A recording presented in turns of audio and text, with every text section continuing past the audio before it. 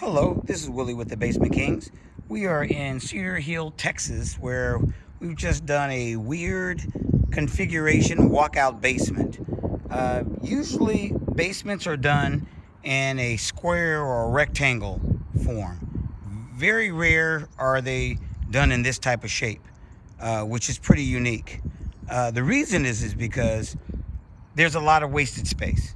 When someone's measuring square footage, it would have been much more if that wall would have went straight and then opened up over here, and the same with these angles to maybe work it straight across, and it would have made this basement much larger for the square footage, which makes it a lot more easily to use the square footage.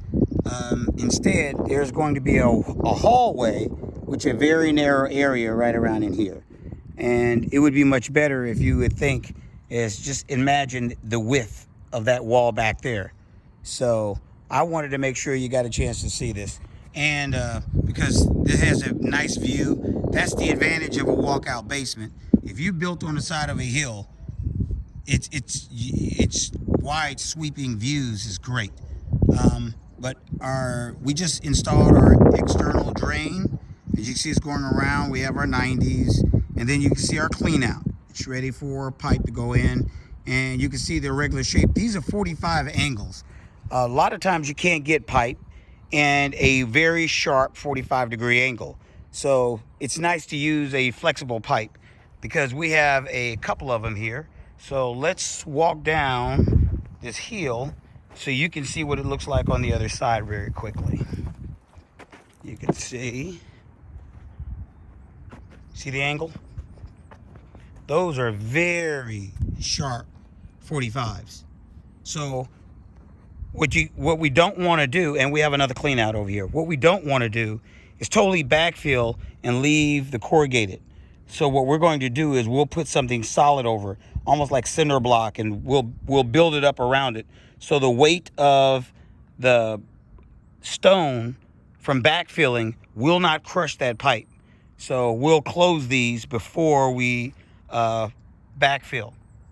And we're about to do that now. We'll get some cinder block, the 8 by 8 by 16s, and slide that in. Or we'll just simply build almost like a bridge over the top of it. And so then it'll be much easier. And there's our other 90. So now you can see, oh, by the way, this is crystalline waterproofing at its best. You can see that all of the tie holes have been filled with grout. Not mortar, but waterproof grout. And then it was sealed with T1, which is a covering for waterproofing. And as you can see, it's already dry, bone dry.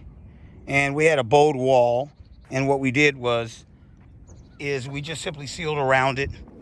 With a bowed wall, you don't have to really worry about the fact that it's a problem with the integrity. It's not. It just means the wooden forms bowed outward a little bit more, which means they use a little bit more concrete. But that's it. How can you tell it was wooden forms? You can see the cutouts. Plus you can see the remnants of one of the wooden boards. So we have our flange on the inside. You can see the white material down at the bottom. And we've already cut our beams. So we're about to close in this. So the last thing we'll do, you see our sump basin. We don't use regular drains. We use a customized 22-inch basin that sits in the floor level. Beautiful. And you can see one of our corner ports over here. So now that our beams are cut out and everything is ready to go, it's time to get ready to pour our slab. So let's get busy.